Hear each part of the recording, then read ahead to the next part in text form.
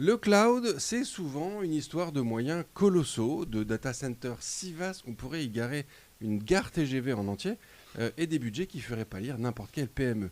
Mais imaginons un peu une infra montée avec des serveurs récupérés, optimisés au tournevis et où chaque euro gagné, c'est un repas distribué en plus. Mais alors, comment héberger 35 000 utilisateurs sans jamais rogner sur la solidarité qui se prend les pieds dans la dette technique? Jusqu'où peut-on pousser le bricolage sans tomber dans la bricole? Et surtout, comment transforme-t-on un entrepôt en archi capable, un entrepôt capable, comment transforme-t-on, pardon, là j'ai oublié un mot dans ma truc. Et surtout, comment transforme-t-on un entrepôt en data center capable de tenir tête à AWS? Pour répondre à ces questions de service, je ne reçois pas Coluche, mais il sait chanter comme un enfoiré. Julien, bonjour. Salut Bruno. Cosa Vostra.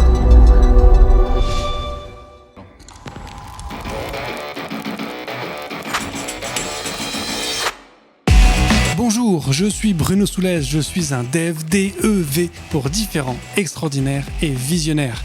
Bienvenue dans If This Then Dev, le podcast qui veut résoudre le problème avant de passer au dev. Chaque semaine, je recevrai un expert pour décoder un sujet ou une tendance de notre formidable métier d'artisan du numérique. Sans en faire un tuto, nous parlerons d'une techno ou de notre quotidien de dev. Une discussion sans boucle, sans condition, mais compilée, afin d'en comprendre tous les éléments avant de passer au dev. Ce podcast est une production Cosa Vostra, où nous codons comme nous accompagnons nos clients, en étant différents, extraordinaires et visionnaires. Alors Julien, est-ce que tu vas te présenter pour les quelques personnes qui ne te connaissent peut-être pas? Ouais, enfin ça va être assez rapide. Je suis donc Julien Briot, je suis en tant que salarié, je travaille chez Deezer, donc la plateforme de musique que tout le monde connaît. Et puis sur mon temps libre, je me suis pris l'idée de monter un cloud. Okay. Et donc ce cloud a donné naissance à un projet au sein des restos qui s'appelle le Cloud du Cœur. Et donc c'est un truc dont je m'occupe depuis maintenant quasiment 5 ans. Enfin, je l'ai lancé il y a 5 ans. Là, ça a vraiment explosé, on va dire, ces derniers temps. Avec le contexte géopolitique, enfin il y a plein de choses comme ça qui rentrent en compte, mais globalement ça nous a quand même pas mal aidé à ce que justement on grossisse malheureusement. Et ça fait 6 ans que je suis au resto, parce qu'en fait avant au Resto du Cœur, quand je dis resto c'est pour Resto du Cœur. J'allais te demander de préciser justement, mais très bien tu l'as fait dans le... Ça fait 6 ans que je suis au resto. En fait j'ai commencé par de la maraude, la distribution de nourriture aux personnes qui sont principalement sans domicile fixe, ce genre de choses. Et donc après de fil en aiguille, voilà, je suis arrivé à faire de l'infra, mais version Resto du Cœur avec le Cloud du Cœur, quoi. Ok. Pourquoi est-ce que c'était quoi la nécessité de construire ce Cloud du Cœur pour les restos? Alors la nécessité, en fait, elle est pas arrivée. Enfin, déjà, je me suis pas dit tout de suite, il faut que je monte un cloud. En fait, ce qui s'est passé, c'est que je suis arrivé donc au resto il y a 6 ans. Je faisais de la maraude, mais c'était pas du tout fait pour moi, dans le sens où c'est quand même hyper dur de donner de la nourriture à des gens, où toi tu rentres après chez toi, tu viens donner à manger à quelqu'un où il fait -2, voire même des fois beaucoup moins que ça, et tu rentres chez toi, t'es au chaud, voilà. Enfin, d'un point de vue psychologique, c'était hyper dur. Et je me suis dit, enfin, j'avais quand même envie de continuer à aider les restos, mais je savais que par contre ce truc-là, je pouvais pas continuer. Et moi, je suis originaire de Tours à l'origine, mais j'habite sur Chartres maintenant. Et le président de l'association départementale d'Eure-et-Loir est venu me voir en me disant, Julien, je crois que t'es informaticien, ça tombe bien, on en cherche un. Et donc il m'a dit, est-ce que tu voudrais pas reprendre un peu ce qui a été fait? Donc ce que j'ai fait, hein, bien évidemment. Alors quand je suis arrivé, il y a eu ce que dans ma conférence quand je parle de ce projet-là, je présente le truc en mode, je suis arrivé, il y avait le fameux PC qui traîne dans un coin, hein, c'est le truc purement associatif. Et donc je me suis dit, qu'est-ce qui va tourner sur ce truc-là, comment l'améliorer? Et puis en même temps, à côté de ça, l'association départementale avait plein de besoins qui n'ont jamais été couverts, parce que faut voir que les restos, c'est une structure qui est très pyramidale, dans le sens où tout en haut, en fait, on a l'association nationale qui récolte les dons, qui essaie d'amener une forme de gouvernance pour toutes les associations départementales, et après on va retrouver une association départementale par département. Donc elle fournit un ensemble de services, mais elle peut pas tout couvrir, parce que forcément ils sont pas suffisamment nombreux, ils ont pas forcément toutes les ressources pour y arriver. Et donc moi je me suis dit ça tombe bien, mon métier c'est l'infrastructure, alors pourquoi pas monter une petite infra. Et donc, je suis allé récupérer du matos un peu à droite à gauche. Je suis allé à Lille chercher une baie, chercher 2-3 serveurs. Je suis allé à Lyon pour aller chercher des switches, par le biais de 2-3 contacts. Et puis, et donc, on en est arrivé à ce que j'ai appelé, moi, à l'époque, le DC-OVC. Parce qu'en fait, pour la petite anecdote, c'est dans l'entrepôt des restos de Railware, le seul local qui était disponible pour nous. C'était en fait l'ancien WC de l'entrepôt. D'accord. Donc, d'ailleurs, quand on a installé la baie de serveur, l'eau était coupée, hein, tout était condamné, mais il y avait encore le WC. Ça aurait pu servir pour le refroidissement. C'est ça. Il y avait encore le WC, en fait, si tu veux, à l'arrière de la baie. Et donc, c'est pour ça qu'on l'appelait le DC-OVC. Donc ça n'a pas duré très longtemps, mais ça a permis de déployer un peu plus d'une trentaine de services pour tout le département. Les restos, c'est toujours une affaire de chiffres. Donc là, pour le département, c'était 400 utilisateurs. Je vais dire 150 à peu près actifs au quotidien, mais au total, 400 utilisateurs. Et ensuite, après, ce qui s'est passé, c'est que la région Centre-Val de Loire s'est dit, Julien, c'est bien ce que tu as fait alors, quand je dis AD28, c'est au resto, on dit Association départementale du 28. Donc, on a beaucoup d'acronymes au resto. On adore les acronymes. Et donc, c'est bien ce que tu as fait à l'association de Railware. Est-ce que tu voudrais pas le faire pour toute la région ? C'est pas tout à fait la même chose, parce que là, on passe de 400 utilisateurs à presque 5000. Donc forcément, de faire tenir ça sur 4 pauvres serveurs qui se battent en duel, c'est un peu compliqué. Et donc, ce qui s'est passé, c'est que je me suis dit, ok, j'ai encore 2-3 contacts, je pense qu'il y a encore du matos qui part à la poubelle, je vais passer des appels aux dons, notamment sur ex-Twitter, sur Blue Sky, sur LinkedIn. Et il y a pas mal en fait de sociétés qui ont répondu présentes, en disant ok, j'ai des serveurs de toute façon qui partent à la poubelle, autant que ça serve. Autant que ça serve. Et nous, comme tu l'as dit en fait dans l'introduction, 1 euro, un repas. En fait, ça c'est notre métrique de base, c'est 1 euro, un repas. Donc comme on calcule comme ça en permanence, on est obligé de sélectionner faire en sorte entre guillemets que ça coûte le moins cher possible. Juste parce qu'en fait, sur le passage du niveau départemental au niveau régional, j'entends que c'est effectivement un gros changement en termes de scale. Mais vu que tu avais déjà une baie avec déjà quelques serveurs, donc 400 users, en fait, je pense que c'est quand même une petite goutte d'eau par rapport... tu vois, c'était quoi le type de service que tu faisais tourner déjà au niveau départemental ? En fait, il y a plein de choses. Ça allait du l'équivalent de WeTransfer, parce qu'on avait besoin de pouvoir transférer des données sans que les données soient entraînées par l'intelligence artificielle. Donc c'était plutôt pour des contraintes de sécurité. Mais il y a aussi tout le stockage des données locales, on va dire, de tous les utilisateurs. Tu avais les caméras, puisque les entrepôts sont filmés pour la grande majorité. Il fallait pouvoir stocker toutes ces données. Tu avais le système d'inscription... J'ai arrêté la maraude à ce moment-là, mais on avait quand même une application pour stocker les différentes informations sur telle personne, tel prénom, parce qu'en fait on ne stocke que le prénom pour la maraude, aurait besoin de par exemple d'un duvet pour la prochaine fois qu'on va le voir. Donc il y a vraiment beaucoup d'informations qui étaient stockées et il y a surtout beaucoup de lecture-écriture qui était faite en permanence. Donc les serveurs en eux-mêmes, côté CPU, on n'a jamais été au taquet. C'est vraiment en fait sur les I/O et sur le réseau. Et donc c'est pour ça on a eu besoin assez rapidement de pouvoir scale et puis surtout de pouvoir faire des sauvegardes de manière un peu plus efficace. Mais parce que jusque-là c'était fait papier-crayon, ou il y avait déjà des outils qui étaient en place mais hébergés ailleurs ? Il y avait des outils en place. Les outils nationaux historiquement étaient hébergés sur des gros cloud providers, principalement américains. Donc ça, c'était pour les outils que fournit justement l'association nationale. Mais encore une fois, elle n'avait pas possibilité de répondre à tous ces outils-là. Donc ce qui s'est passé, c'est qu'il y a aussi quelques développements spécifiques qui ont été faits. Justement, l'application pour la maraude, c'est un truc que j'avais développé pour mobile, justement, lorsque j'étais justement de maraude. Il y a aussi plein d'autres applications comme ça qui ont été développées. Et en fait, surtout, ce qui s'est passé, c'est qu'on s'est rendu compte, au niveau de la région, qu'une personne avait développé une application pour un département, puis une autre pour un autre département. Ce qui fait que sur 5 départements pour la région, tu avais 5 fois l'application qui faisait exactement la même chose, mais c'était 5 utilisations différentes, utilisations identiques, mais avec des applications différentes. Donc on s'est dit, là c'est l'opportunité aussi de mutualiser du coup toutes ces informations. Et donc alors, du coup, je me permets aussi parce que il y a aussi un... Bon, je sais pas si ça a été le cas, mais moi, un truc qui m'aurait fasciné, en fait, c'est de me dire, ok, en fait, on a 5 personnes, parce qu'a priori, on peut considérer que c'est des apps qui ont été faites par une seule personne. tu as 5 personnes qui ont répondu aux mêmes besoins avec des choix d'implémentation forcément différents. Ouais. Ce serait marrant, tu vois, d'aller creuser en fait les différentes codebases. C'est exactement ce qui s'est passé. Okay.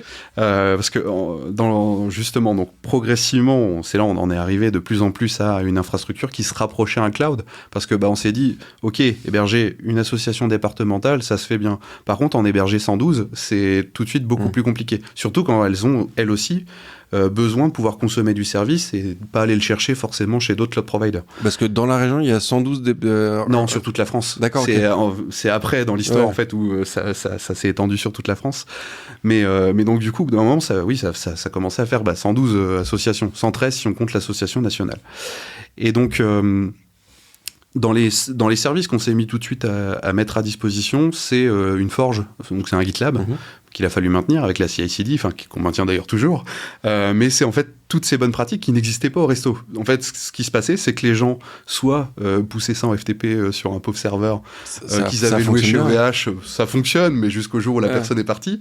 Ce qui a été d'ailleurs tout le problème quand je suis arrivé, le fameux PC qui traînait dans un coin, j'avais pas de doc, j'avais rien, donc c'était pour ça qu'il a fallu repartir au propre. Et l'autre partie, c'est il y a aussi beaucoup de code qui était stocké sur GitHub en public, avec tous les creds écrits en clair, toutes les mauvaises pratiques de sécurité, on les a au resto. Et donc, toutes ces applications-là, en fait, on a cherché à les tuer progressivement pour les merger, pour les fusionner et les stocker en fait dans notre forge. Ouais. Et donc comme ça, en fait, tout le code maintenant est stocké. Enfin, on essaie au maximum de stocker le code dans cette forge. Et puis, voilà, de pouvoir comme ça essayer de prendre un peu les bouts intéressants de chaque application, puis voir comment en fait on peut en faire une application unique pour les 113 associations. Ouais. Et donc, une fois que tu passes sur ce niveau régional, du coup, tu as besoin d'augmenter ton infra pour qu'il y ait un peu plus de puissance. Alors, on a eu de la chance, parce qu'à ce moment-là, dans les locaux, parce qu'on est toujours dans l'entrepôt, devrait les voir. C'est dans un endroit où, d'habitude, on stocke de la bouffe, quoi. On est toujours dans l'entrepôt, et donc, il y a une pièce qui s'est libérée, c'était en fait les archives, si tu veux. Et donc, cette pièce s'est libérée, et on s'est dit, pourquoi pas essayer de l'adapter pour pouvoir mettre 3 vrais baies. Donc on a eu une société qui a fait faillite et puis qui mettait ses baies à la poubelle. Et donc c'était l'occasion rêvée, ça fait 3000 repas d'économiser si on compte 1000 euros par baie. Donc on est allé les chercher avec notre camionnette et puis donc on a installé ces 3 baies dans la salle, mais après il a fallu aussi gérer toute la climatisation, il a fallu gérer aussi tout le refroidissement, parce qu'on a une part de climatisation, mais uniquement pour les périodes où il fait très chaud, mais sinon en fait d'habitude on vient juste choper l'air de l'extérieur qu'on filtre et on injecte dans la salle serveur. Mais il a fallu aussi avoir toute la partie électrique, toutes ces choses-là. Et puis maîtriser surtout la consommation, parce que les serveurs c'est pas magique, mais ça consomme de l'électricité derrière. Oui, j'imagine qu'il y a aussi un moment où il se pose la question de ta connexion la connexion internet aussi, exactement. Alors on a un gros avantage, c'est que c'est un ancien bâtiment en fait, si tu veux, de l'agglo-chart, de la ville. Donc c'est un bâtiment qui était déjà câblé en fibre noire, et on avait la possibilité, on a pu faire venir en fait d'autres opérateurs. Donc on avait, en plus physiquement, on a 2 fourreaux qui sont complètement séparés. Donc quand tu cherches à faire un data center et que tu cherches à éviter le coup de pelle, le fameux coup de pelleteuse, c'est génial. C'est parce que du coup les tuyaux sont pas du tout au même endroit. Et donc on a comme ça 2 opérateurs qui arrivent avec 2 fibres dédiées dans 2 tuyaux complètement séparés. Pour l'électricité, c'est pareil, comme c'était un bâtiment qui était utilisé, il a servi pendant un moment d'usine. On a un groupe électrogène en fait à l'extérieur qui est resté. Et donc et on a eu de la chance, c'est que Enedis a pendant un moment cherché un peu à renouveler son parc, on va dire, de groupes électrogènes, et il y en a un qui nous ont laissé. Donc en fait on a remplacé l'ancien qui était très très vieux, qui consommait beaucoup, par un truc beaucoup plus récent. Donc vous avez une installation en fait d'un data center. Complètement, c'est fou. On peut le dire. Et ça nous a coûté 0, puisque c'est que de la récup à chaque fois. Et c'est vraiment l'objectif qu'on s'est donné. C'est encore une fois 1 euro à repas. Là, mine de rien, c'est 10 000 repas qu'on économise juste en faisant ça par de la récup qu'on a pu faire à droite à gauche. Puis j'imagine que pour toi, il y a peut-être aussi parce que de par ton métier, aujourd'hui, toi, tu travailles dans des contextes plutôt hyper industrialisés. Ouais. Et j'imagine que tu as rarement l'occasion d'aller mettre réellement toi-même de réellement racker ton serveur toi-même, de faire réellement tes branchements. Et donc là, tu as pu retrouver un peu un contact avec le bare metal, comme on dit. C'est une excellente transition parce que je parlais du fait qu'on ait récupéré des serveurs un peu à droite à gauche, mais arrivé à un moment où en fait ce qui s'est passé, c'est que Deezer, donc mon employeur, se séparait d'un certain nombre de machines, et plutôt que de les mettre à la poubelle, ils ont entendu parler de ce que je faisais au resto, ils se sont dit pourquoi pas justement ce que tu puisses les récupérer pour les restos. Donc on a récupéré une grosse partie de l'infrastructure de Deezer physique, puisqu'on a une bonne partie on-prem. On a récupéré ces serveurs physiques, donc là par contre c'était quand même quasiment 10 tonnes de machines. Donc à bouger, à bout de bras, mon dos s'en souvient encore. Donc on allait chercher 10 tonnes de machines, c'est colossal comme... Parce qu'en fait il y a à la fois les serveurs, alors il n'y avait pas les disques, pour des contraintes purement légales, mais il y avait, mine de rien, tu avais les serveurs, les alimentations.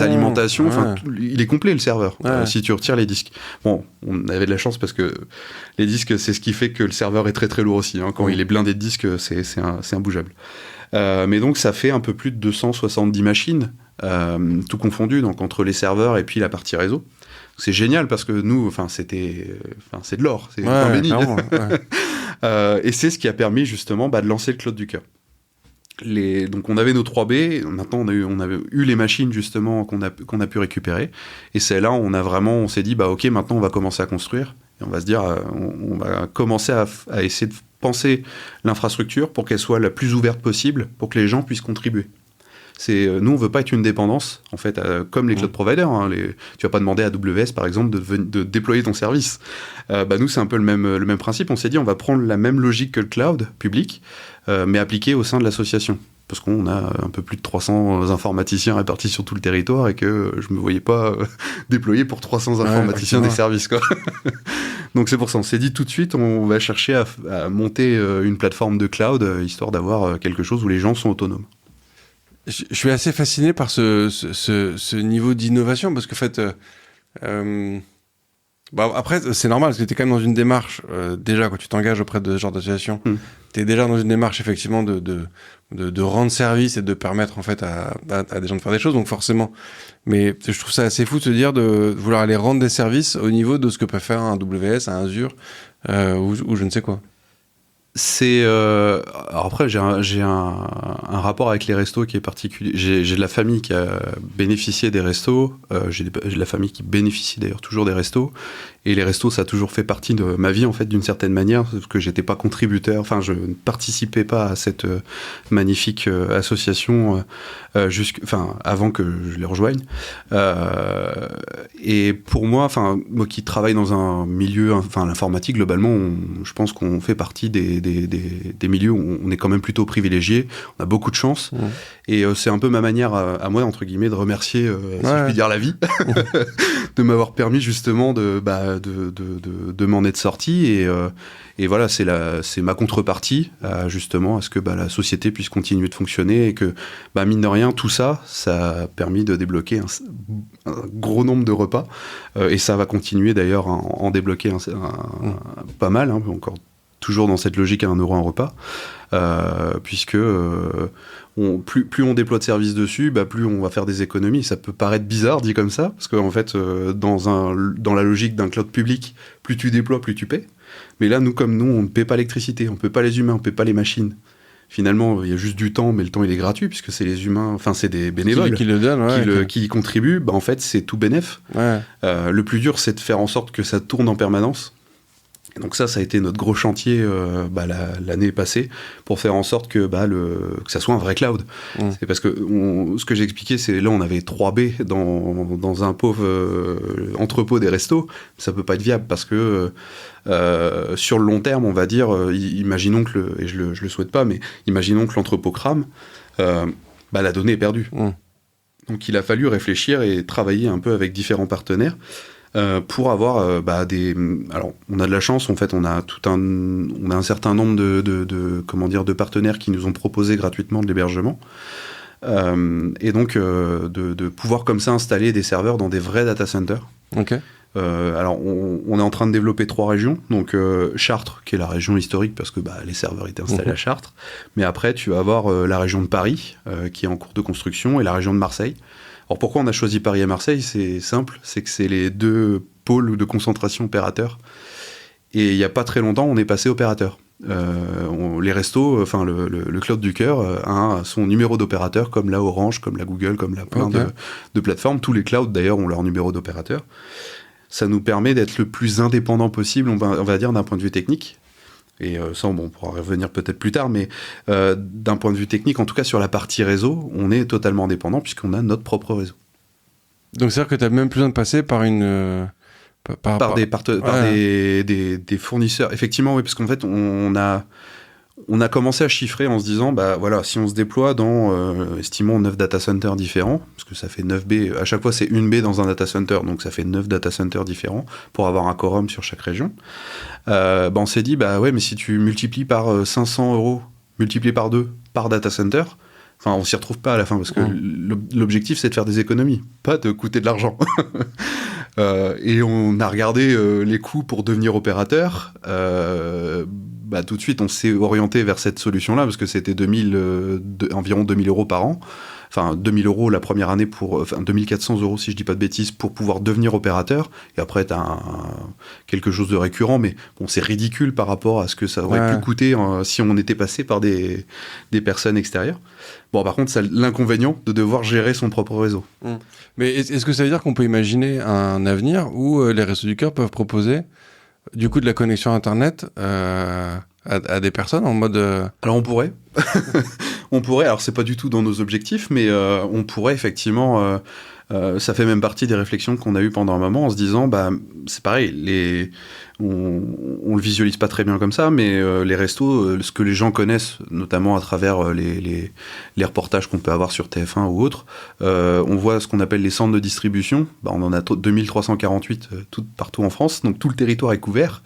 2348 où on a dû prendre un abonnement Internet. Donc on s'est dit, est-ce qu'un jour on proposerait pas un service justement Internet pour pouvoir limiter drastiquement, on va dire, les coûts. On n'y est pas encore. Déjà, on va se concentrer sur le cloud. Peut-être qu'un jour, effectivement, on deviendra opérateur pour les restos. Mais même, non, mais en fait, je disais au-delà même pour les en réseaux, dehors. pour des bénéficiaires, parce qu'au final, aujourd'hui, on peut quand même voir qu'il y a quand même une dépendance de plus en plus forte. L'accès à l'information, l'accès à Internet est devenu quand même on n'est pas loin de considérer ça aussi comme un besoin vital au même titre que de... Alors, bien évidemment, on risque pas de mourir si on mange pas ce genre de choses. Mais tu vois, pour pouvoir évoluer dans la société aujourd'hui, sans connexion à Internet, c'est de plus en plus compliqué. Je suis entièrement d'accord avec toi. Puis surtout que au resto, on a d'ailleurs une branche qui se développe de plus en plus, c'est l'inclusion numérique. Parce qu'en fait, les personnes qu'on accueille, on accueille de plus en plus de personnes qui tombent dans la précarité d'une certaine manière à cause du numérique. Et parce que le numérique n'est pas forcément toujours très facile, très, très facile d'accès. Il suffit de regarder quand tu déclares ta fiche d'impôt. J'ai beau être informaticien, je ne sais toujours pas le faire correctement. Et donc, on essaie de développer cette partie-là au resto. Pour la partie Internet, ça serait plus complexe parce qu'il y a des contraintes légales qui vont rentrer en compte. Et c'est pour ça que pour le moment, on ne pourrait pas se dire on va partir là-dessus, mais c'est vrai que ça serait génial si on pouvait y arriver. Dans nos objectifs, déjà en tout cas pour le moment, c'est de pouvoir fournir du service pour les restos. Que ça réduise les coûts des restos pour qu'on puisse aider au mieux derrière. C'est pas réduire les coûts pour qu'on accepte moins de noms derrière, non, c'est pas l'idée. C'est vraiment pour qu'on ait qu'on puisse aider au mieux. Donc du coup, tu passes sur l'aspect régional. Comment se passe après le déploiement côté national? Alors côté national, ça a pris un peu plus. C'est là où ça a pris le plus de temps, mais c'est aussi la partie où ça s'est le plus structuré.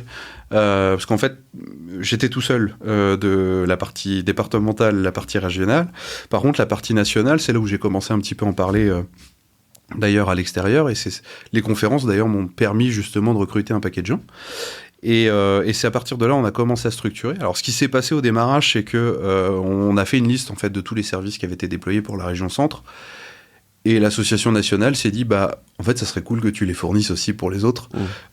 Sauf qu'encore une fois, moi j'avais déjà cette petite idée de me dire ça serait cool quand même de pouvoir héberger tout le monde, sachant que ça coûte ça ne coûte rien, puisqu'on ne paie pas les legs, on ne paie pas la machine.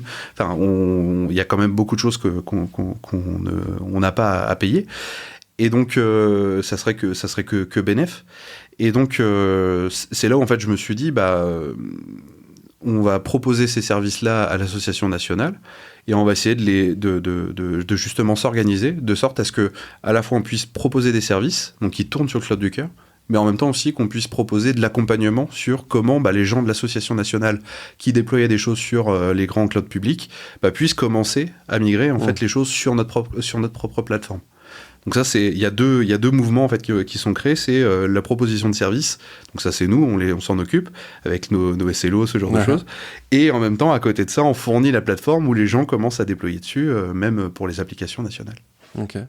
Mais est-ce que du coup, le changement d'échelle de passer au national, vous allez obliger en fait d'aller encore une fois aller chercher de nouvelles machines, ou tout ce que vous aviez récupéré avec Deezer a permis déjà d'absorber tout ce qu'on a récupéré avec Deezer, en tout cas pour la grande majorité, ça a permis de se lancer. Ce qui nous a un peu freiné pendant un moment, c'est qu'on n'avait pas de disques, donc il a fallu récupérer des disques. Bon, ça tombe bien, il y a tout un lot de grosses plateformes aussi, un peu comme Deezer, qui nous ont fait des dons, notamment de disques, donc ça nous a permis de continuer sans avoir à acheter quoi que ce soit. Et on a eu la chance aussi, et ça fait partie des projets, on va dire, les plus récents, c'est qu'il y a l'IA qui s'est rajoutée dans tout ça, parce que forcément, c'était le buzzword rajouté. On a l'IA qui s'est rajoutée récemment, et là, maintenant, on est même à ajouter des GPU, en fait, dans les serveurs qu'on a récupérés.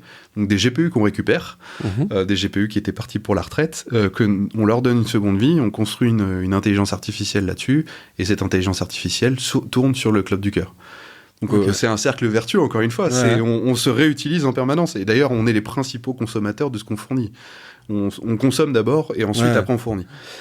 Et donc, c'est arrivé parce que aussi on a récupéré des bouts de supercalculateurs d'un gros énergéticien français qui faisait partir un de ces supercalculateurs à la retraite. Et donc, on nous a dit, est-ce que ça vous intéresse ? Je fais, oui, carrément. Sur la partie réseau, on est passé de 10 gigs à 100 gigs par B, donc c'est juste énorme.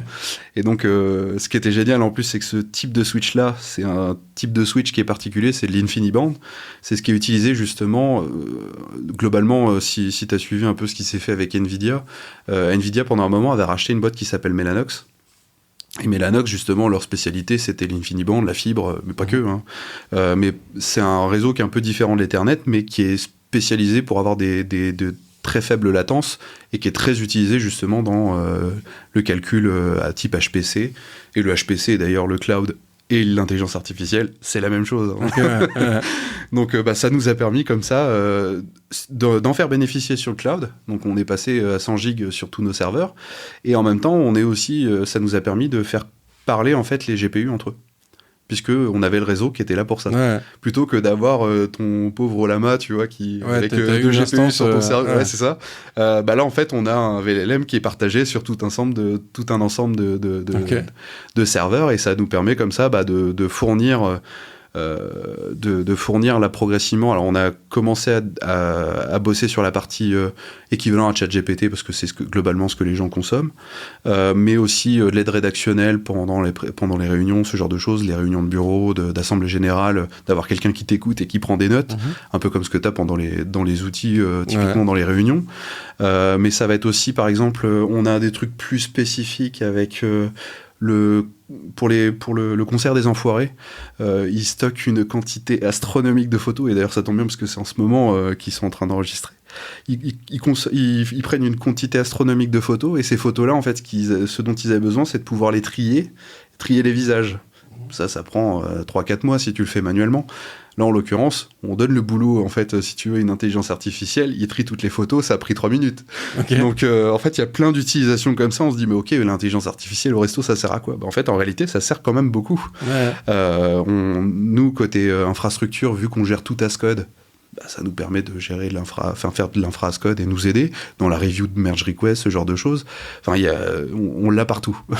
Mais donc, au final, en faisant juste de la récup, vous avez récupéré du matos de pointe. Enfin, vous êtes quand même hyper bien équipé. Alors, j'imagine que vous avez des lames qui peut-être ont une certaine vétusté, on va dire, mais j'imagine qu'un Deezer, peut-être que ces machines, elles avaient quoi ? Elles avaient 3 ans, 5 ans en fait, Alors, elles avaient... De toute façon, nous, on récupère pas si elles ont plus de 10 ans, on récupère pas, pour des questions de contraintes. Même si on ne paie pas forcément le l'élec, puisque quand on nous fournit un rack, en fait, on nous fournit une puissance électrique.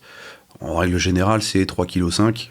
Bon, tu fais pas tourner de l'IA avec 3,5 kg, mais c'est la base de ce qu'on nous fournit. Et donc, les serveurs les plus anciens, tu peux pas utiliser... Enfin, tu peux... Dans un espace réduit, tu pourrais pas en mettre beaucoup. Nous, l'idée, c'est quand même d'optimiser au maximum. Encore une fois, on a un rack dans un data center à chaque fois. Donc, il faut qu'on puisse, dans un si petit espace, pouvoir mettre un maximum de puissance. Et donc, c'est pour ça qu'on essaie de récupérer des machines qui ont moins de 10 ans, pour sûr. Mais donc, vous avez quand même du matos de quasiment de pointe, au final. Oui, complètement. En fait, ça faisait fonctionner encore 10 heures il y a même pas 2 ans. Donc, donc oui, c'est du matériel qui est encore purement... qui serait utilisable, alors pas à l'échelle de 10 heures, parce que forcément on avait des contraintes de performance qui étaient autres, mais qui pourraient être utilisables dans bien d'autres contextes. Et pour preuve, ça fait tourner les restos. Tu nous parlais du coup aussi de faire communiquer directement les GPU, c'est-à-dire qu'au final vous avez créé un système similaire à ce que faisait Google avec Borg il y a 20 ans ou... Alors, au niveau de la communication, non, pas vraiment, c'est plutôt... en fait, on a du cube pour pouvoir utiliser les GPU, puisque on n'a rien inventé. Mais ça tourne sur le cloud. Par contre, on fournit à travers les nœuds de compute en fait des vGPU. Et ces vGPU-là sont consommés justement dans le cluster cube directement. Et ça nous permet comme ça en fait d'avoir un certain nombre de GPU disponibles, de VRAM aussi disponibles, parce que c'est ce qui est le plus important finalement quand tu fais de l'IA, c'est la quantité de RAM qui est dispo. Et d'ailleurs on voit bien avec les pénuries en ce moment. Et donc là on est à peu près à 500 Go de RAM. Sur un rack classique, on est quasiment à 500 Go de RAM pour des GPU, donc ce qui n'est pas négligeable. On avait fait quelques tests au démarrage avec des petits GPU. J'avais posté une photo il n'y a pas très longtemps d'ailleurs avec une GTX 1080, enfin un truc de gamer, sauf que ça a 6 Go de VRAM. On a essayé de mettre un modèle dedans, c'est juste pas la peine. C'est pas du tout optimisé. Tu vas faire tourner un Mistral 7B et encore, c'est compliqué. Là maintenant, on arrive justement en faisant communiquer ces GPU avec. On n'a rien inventé. C'est vraiment l'InfiniBand qui fait le gros du travail. Ça nous permet comme ça de faire tourner quasiment des modèles typiquement d'Evstral, ce genre de choses. Ouais. J'ai presque l'impression qu'au final, tu as travaillé sur un projet d'une ampleur, d'une richesse et d'une capacité d'apprentissage plus élevée avec ce que tu fais au Resto du Cœur qu'avec ce que tu peux faire chez Deezer. Ah, c'est rigolo parce que souvent on me pose la question de t'es bénévole chez Deezer et t'es salarié au Resto du Cœur. Non, c'est pas du tout le cas. Non, alors les sujets chez Deezer sont tout aussi riches. Et justement, c'est ce que je trouve passionnant, c'est qu'il y a beaucoup de choses qui sont héritées de Deezer que j'ai pu appliquer au Resto, parce qu'il y a beaucoup de choses qui sont incroyables dans ce qu'on fait justement d'un point de vue technique chez Deezer, et donc naturellement que j'ai pu répliquer. Et inversement aussi. C'est-à-dire qu'il y a beaucoup de choses que j'ai expérimentées au Resto, qui sont maintenant en production, et qui progressivement en fait se sont vues apparaître aussi chez Deezer. Donc c'est vraiment aussi, encore une fois, tu vois, un cercle vertueux. Mais tu vois, en fait, ma question c'était, est-ce que chez Deezer vous allez à ce point-là bas dans les couches? Alors, en l'occurrence, dans la team dans laquelle je suis, nous on gère l'infrastructure de Deezer. Donc globalement, si Deezer tombe, c'est soit mon téléphone, soit celui d'un de mes collègues qui va sonner. Donc oui, ou tous en même temps. En fait, c'est le travail que j'ai au quotidien chez Deezer qui aussi a permis d'acquérir certaines compétences qui ont permis de créer ce cloud, quoi. Okay. Mais donc du coup, aujourd'hui, j'imagine que tu n'es plus tout seul à gérer ça chez les restos. Je suis plus tout seul, effectivement. C'est la partie la plus dure, d'ailleurs, gérer des humains. On est passé de une personne à 14 maintenant. Ah oui. Donc on est 14 sur le projet. Alors tout le monde n'est pas forcément tout le temps sur le projet. Bien sûr. D'ailleurs, c'est l'organisation la plus complexe. Dès que tu commences à avoir des humains, forcément, quand tu es tout seul, tu vas vite, ça c'est très bien. Après, quand tu es plusieurs, forcément, c'est le dicton qui dit ça. Tout seul, on va vite, à plusieurs, on va plus loin. Mais le gros souci, c'est de faire en sorte que tout le monde soit d'accord sur la direction, sur sur les choix techniques que l'on fait. Et donc ça, c'est encore un truc que j'ai récupéré chez Deezer, que je trouve fonctionne vachement bien. C'est qu'on fait beaucoup de tout ce qui va être d'architecture, decision record, d'architecture review, ce genre de choses. Dès qu'on va proposer quelque chose, s'il y a un changement, on fait une ADR. Si c'est un changement beaucoup plus vaste, on va faire une archi-review. Et donc, ça permet comme ça, en fait, au niveau de l'équipe, de faire en sorte que tout le monde soit d'accord sur la manière dont le truc va être déployé. Qu'il n'y ait pas une décision qui soit prise par une personne et qui ne soit pas maintenable derrière. Parce que l'idée, c'est que s'il y a quelqu'un qui part, ce qu'il a fait, c'est pas de reproduire ce qui s'était passé avec le PC qui traînait dans un coin. C'est-à-dire pas d'informations. Là, l'idée, c'est qu'on ait toutes les informations pour que quelqu'un puisse reprendre derrière. On n'est pas éternel, et surtout pas au resto. Et donc, c'est pour ça on cherche au maximum à pouvoir faire en sorte, entre guillemets, que les gens puissent intégrer le projet, contribuer, parce que les informations sont stockées. Okay. Toutes nos décisions sont stockées. Ce qui est fou, c'est que du coup, en fait, vous appliquez toutes les best practices d'une entreprise. Vous êtes, c'est ça. C'est presque... J'ai presque envie de dire que j'ai connu peu de boîtes qui appliquent de manière aussi propre toutes les best practices de la tech, quoi. Alors, en fait, c'est un truc qu'on s'est mis en tête globalement très rapidement en se disant il y a une chose qui fait que le projet peut perdurer, c'est d'appliquer les bonnes pratiques, justement. Alors, pas de manière bête et méchante, mais en tout cas de chercher à les appliquer au maximum, parce qu'on veut que ça dure le plus longtemps possible et que ça se développe le plus longtemps possible. Et c'est vrai que quelque chose qui fait fuir globalement des gens, ça peut être salarié ou bénévole, peu importe, qui arrive sur un projet, c'est s'il manque les infos. Ouais. Et s'il n'y a pas d'onboarding, on va dire, digne de ce nom. Et justement, là, on a pris vraiment beaucoup de temps, c'est sur ces parties-là, pour que les gens puissent contribuer. Parce qu'en fait, on a vraiment pensé le projet pour que ça soit un projet, littéralement, c'est une infrastructure open source, d'une certaine manière. On a un chan de contribution, tout le monde vient dire... coucou les gars, j'ai une merge request, est-ce que vous pouvez regarder ce genre de choses. Enfin, on a vraiment en fait un fonctionnement open source. On a un canal sur Slack qui est dédié au vote, par exemple. Dès qu'on a une décision, une ADR qui est prise, qui a été déposée, la personne va poser une question sur le Slack en disant est-ce que vous êtes d'accord avec ou pas, et dans le fil de discussion, on en discute et ça permet de l'améliorer. Ouais. Donc, en fait, l'idée, c'est de toujours réfléchir en mode collectif. Si on fait quelque chose, il faut que ça soit maintenable par tout le monde. Ouais, j'entends. Et après, ça va contre-courant avec ce qu'on a utilisé comme techno pour pouvoir faire fonctionner le cloud, mais ça fonctionne. Comment ça on utilise OpenStack, parce que souvent, quand je dis OpenStack, les gens voient ça un peu comme un gros mot. Mais OpenStack, par rapport à notre usage, c'était ce qui marchait le mieux. On voulait pouvoir faire du Compute as a Service, du DNS as a Service, du LB as a Service, du Cube as a Service. Globalement, tout ce que les gens avaient sur leur cloud public, on voulait le faire en mode cloud, en mode accessible. On voulait pas réinventer la roue non plus. Il y avait OpenStack, en fait, finalement, qui répondait à ça par rapport à notre cas d'usage. C'est sûr que s'il n'y avait pas eu besoin d'autant de trucs, on serait peut-être pas parti sur OpenStack, on serait peut-être parti directement sur du Cube ou sur autre chose. Mais là, en l'occurrence, ça répondait à notre besoin. J'aime bien dire souvent qu'on fait ce qu'on appelle du context-driven development. Tu vois, on adapte nos choix techniques à notre propre contexte. On préfère les solutions techniques qui sont proches du contexte et qui répondent à notre besoin, plutôt que se dire, ok, cette solution-là, elle est hyper sexy, mais en réalité, elle répond qu'à un besoin. Enfin, elle couvre qu'un problème de mon besoin. Il y a quand même un point qui me... Parce que... alors, je sais pas si c'est dans ta manière de raconter, ou tu vois, tu essaies un petit peu de scénariser les choses, parce que tu nous racontes que tu as fait ça au niveau départemental, puis régional, puis national, tu as l'impression qu'il y a eu un mouvement comme ça. Mais c'est dans ce que tu racontes, ce que j'entends aussi, c'est que tu débarques dans un bureau où tu as un PC dans un coin qui est en train de prendre la poussière. Ouais. Tu arrives dans un contexte où, effectivement, les Restos du Cœur, il y a quand même avant tout une volonté d'aller aider les gens et de distribuer des moyens pour que les gens puissent retrouver un peu de dignité et des ressources essentielles. Donc on est quand même dans un contexte qui n'est pas hyper tech savvy. Oui. Comment tu fais pour leur dire... pour justifier Alors, parce qu'au début, ton projet, en fait, on voit juste un fou qui est en train de brancher les trucs dans les toilettes. C'est exactement ça. En plus, C'est vraiment ça. C'est vraiment ça. En fait, si tu veux, au resto, j'ai rapidement appris que le seul truc qui fonctionne, c'est la preuve par l'exemple.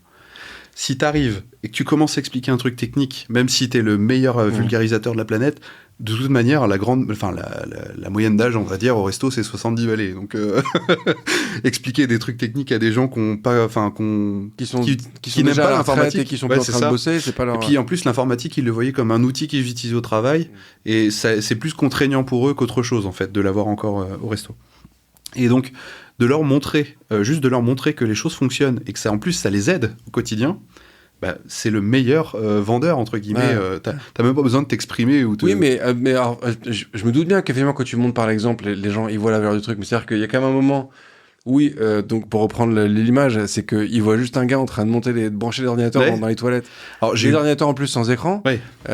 Et à mesure que tu continues, enfin, tu vois, tu nous évoques aussi tous ces services pour faciliter le déploiement, le principe des ADR, toute cette méthodologie et ces best practices. Tout ça, c'est pas arrivé tout de suite. Hein. Oui, les ADR, c'est arrivé sur la fin, mais... Mais en fait, c'est comment tu fais sur cet ensemble pour leur dire, en fait, voilà, on va faire les trucs. Mais vous allez voir, ça va apporter des choses. Venez avec moi, on va y aller, quoi. Il y a plusieurs choses. La première, c'est que déjà j'ai eu beaucoup de chance, c'est que quand je me suis lancé dans l'AD28, donc l'association départementale de Eure-et-Loir, le président à l'époque m'a fait énormément confiance. Il m'a dit, de toute façon, j'y connais rien, je te fais totalement confiance, ta carte blanche, tu fais ce qui te semble bon. Et donc c'est là où j'ai commencé à faire le truc, et tout de suite en fait il a vu le gain. Déjà d'une part, c'est qu'avant ça tombait en permanence, maintenant ça tombe plus parce que justement au pire quand ça tombe il y a une alerte, j'étais alerté et je venais dépanner le truc. Donc ça il a vu le gain tout de suite, et donc après le bouche à oreille, il en a parlé, et ensuite c'est comme ça que ça grossit. Et l'autre point, c'est que j'ai perdu le fil de ce que je voulais. C'était comment est-ce que tu peux vendre, enfin comment tu justifies l'intérêt de tout ce que tu es en train de construire. L'autre point, c'est que y a quand même toujours une question de coût. Encore une fois, on l'a répété plusieurs fois, mais 1 € un repas, quand tu as cette métrique-là en tête en permanence, et que tu te dis, les caméras, par exemple, ça fait combien si on prend un enregistreur et on achète les caméras. Bon, là, ça faisait 3 000 €. Bon, ok, c'est gérable, c'est pas énorme. Mais par contre, les chambres froides, ça fait combien ?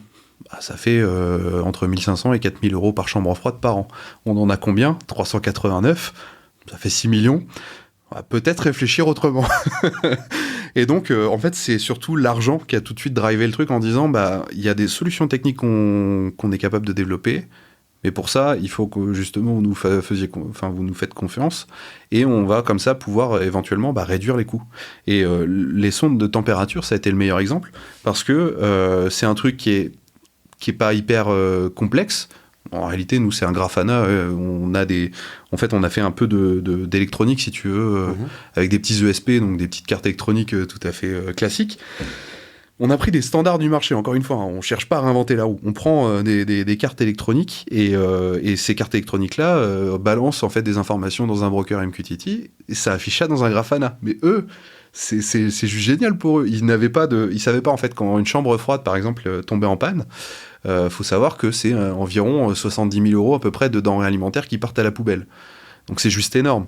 Le coût, en plus de ça, de l'alerting, de la supervision de ce truc-là, en fait, ça coûte hyper cher, parce que je l'ai dit, 6 millions pour les chambres froides qu'on a référencées pour toute la France. C'est juste pas viable, on peut pas faire ça tous les ans. Et donc, d'avoir un truc où ils ont un dashboard graphique, où ils voient en plus des jolies courbes, ils sont alertés sur leur téléphone dès qu'il y a un problème, et en plus de ça, en fait, eux, ils s'en foutent un peu de comment, où est-ce que ça tourne. Ouais. Eux, ce qu'ils voient, c'est le résultat final. Et d'ailleurs, c'est le côté plus drôle, c'est que là, on est en train de staffer les équipes sur la partie service et accompagnement, parce que c'est là, en fait, où on a le plus de demandes. C'est justement à ce qu'on déploie de plus en plus de choses, qu'on migre de plus en plus de choses, parce que les gens eux, ce qu'ils voient, c'est les services, en finalité. Et ils savent aussi que c'est ce truc-là qui les fait tourner, parce que quand c'est coupé, parce qu'on a eu plusieurs coupures de courant, malheureusement, en fait, le service n'est plus disponible. Donc, ils voyaient pas l'intérêt jusqu'au jour où, quand ça marche plus, tout de suite, effectivement, oui, en fait, on voit tout de suite le gain de ce truc. Ce qui est assez fou aussi, je trouve, c'est que au travers de tous ces services, tu as quand même permis de faire beaucoup d'économies sur plein de sujets divers et variés, de aussi rendre les gens plus efficaces et donc aussi au final de permettre de faire des économies de ce côté-là. Tu vois, tu aurais même pu avoir une approche de dire ok, en fait, je vous ai permis de gagner temps de ce côté-là, donc ce serait bien qu'on en reprenne un petit peu pour le projet, mais au final, tu essayes au maximum de dire en fait, c'est économiser, c'est 1 euro un repas, donc tout ce qu'on économise, on le met dans les repas. On a eu beaucoup de chance là, ces derniers temps, parce que justement d'en parler en public de ce projet, il y a par exemple des conférences qu'on lancé pas des tombolas, mais qui ont lancé justement des cagnottes pour le projet. Donc nous, ça nous a quand même permis d'acheter 2-3 trucs qu'on peut pas avoir en don, mais en fait on essaie de limiter au maximum les achats, parce que encore l'idée c'est de faire quand même économiser, si on le peut, plusieurs dizaines de millions de repas.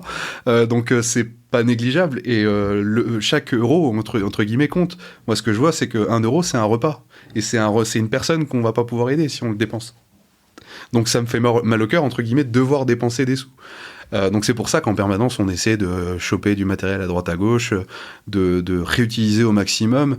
Quand on peut pas, en plus de ça, au resto, quand une machine est prête à finalement partir, parce qu'au bout d'un moment la machine elle est plus utilisable.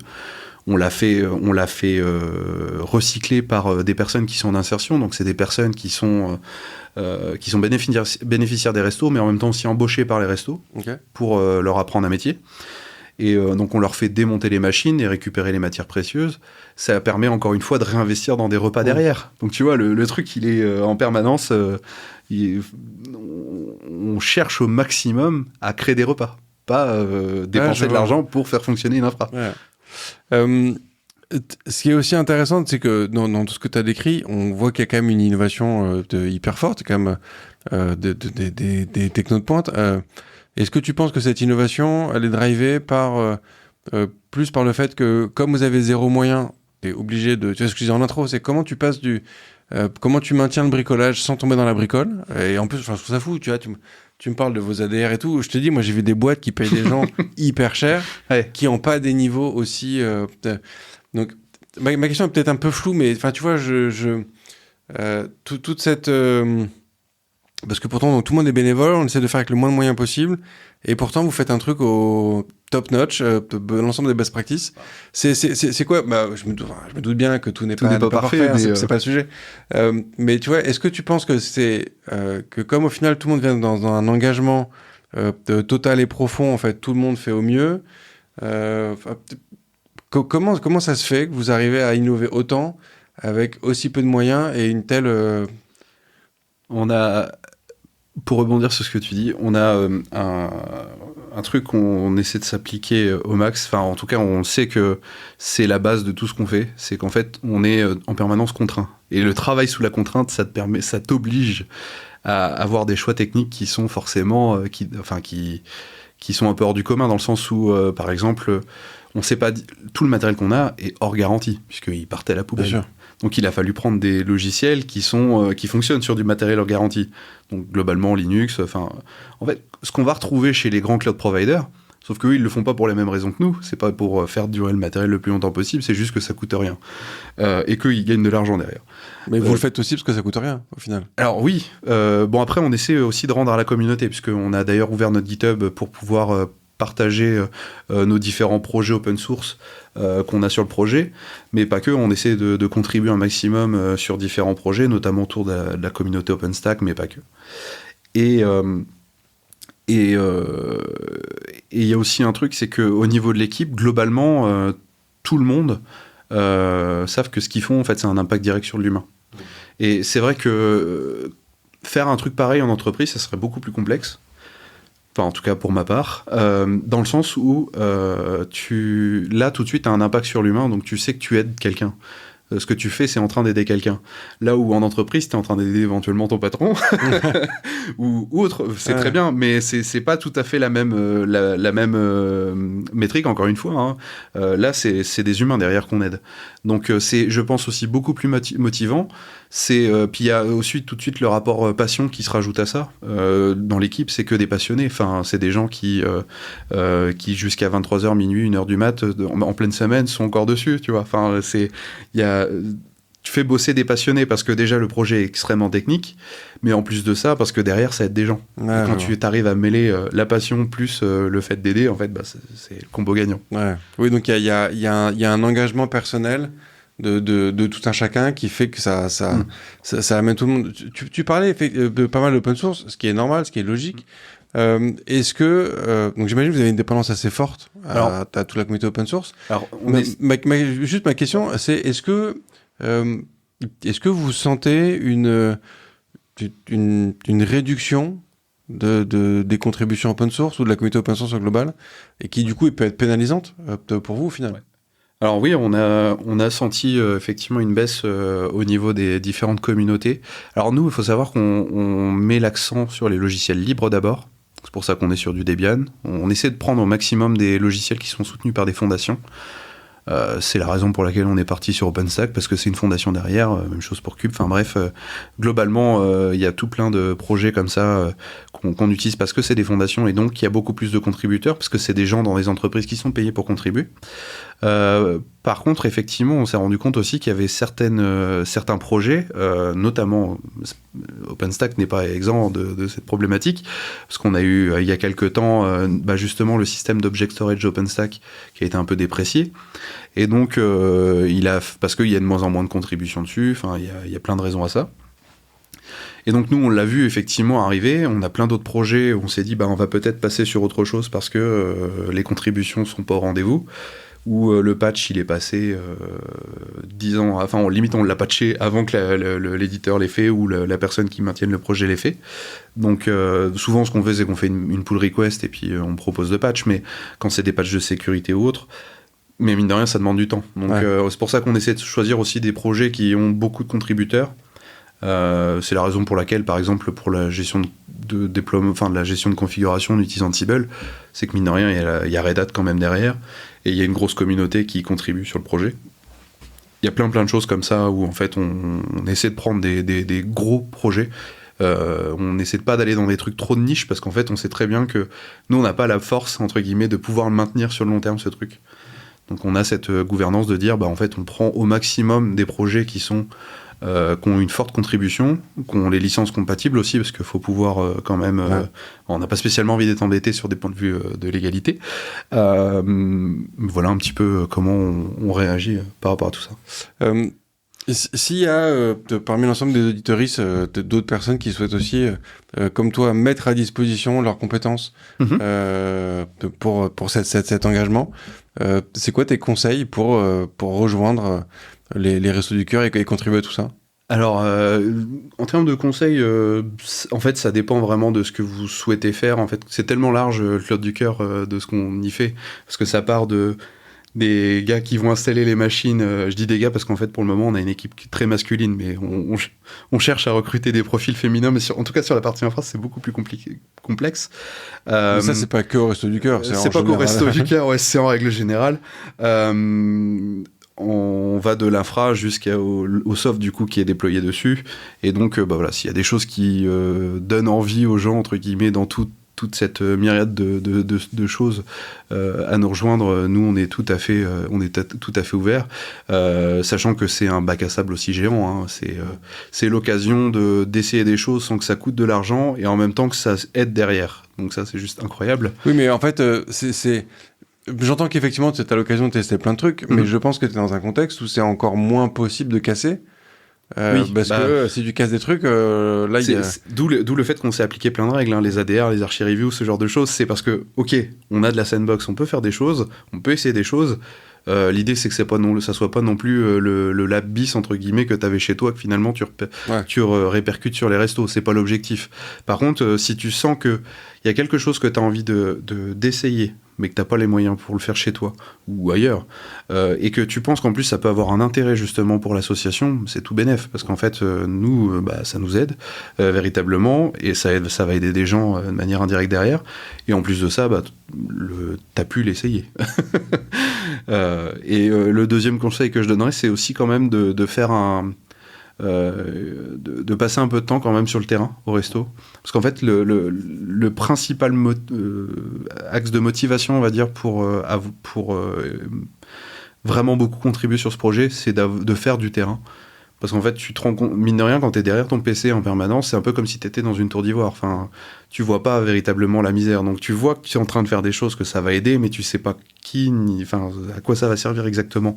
Alors que d'aller sur le terrain, ça te permet tout de suite de te rendre compte que là, ouais, ok. En fait, ce que je fais, ça m'adresse à aider ces personnes-là. Donc c'est hyper important. Ouais. Et puis c'est aussi le sur le terrain qui a besoin aussi d'un monde en permanence. Complètement. Mais on est 78 000. Je crois que sur les périodes de collecte nationale, on est un peu plus de 100 000. Sur le Club du Cœur, on est 14, donc tu vois, le ratio est pas là. Enfin, c'est pas encore une boîte tech. C'est ça. Les Restos du Cœur. C'est ça. Canon, merci beaucoup Julien pour tout ça. C'est un projet merveilleux. Merci à toi. Donc merci beaucoup de nous avoir partagé tout ça. J'aurais 2 dernières questions pour toi, qui sont les questions rituelles du podcast. La première, c'est: est-ce qu'il y a un contenu que tu souhaiterais partager avec l'ensemble des auditeuristes? Est-ce qu'il y a un contenu que je voudrais partager? Alors oui, mais là je vais nous faire un peu d'autopub. Il y a pas très longtemps, on a sorti une plateforme en fait qui est open source sur le GitHub du Club du Cœur pour rassembler tout un lot d'alertes. S'il y a des gens qui utilisent notamment Prometheus, qui est un peu un standard, on va dire, pour l'alerting, écrire des alertes, c'est un peu chiant. Et donc on a créé justement une plateforme où en fait on vient centraliser des alertes qui peuvent être utilisées par n'importe qui. Donc on les rend accessibles à n'importe qui. Nos alertes, on les rend accessibles à n'importe qui, puisqu'il n'y a aucune info des restos dedans. Et donc voilà, c'est ce projet justement d'alerte que je vous partagerai. Okay. Très bien. Très bien. Et la dernière question qui est la plus importante de ce podcast: est-ce que tu es plutôt espace ou tabulation? Je suis plutôt espace. Très bien. Merci beaucoup Julien. Merci à toi.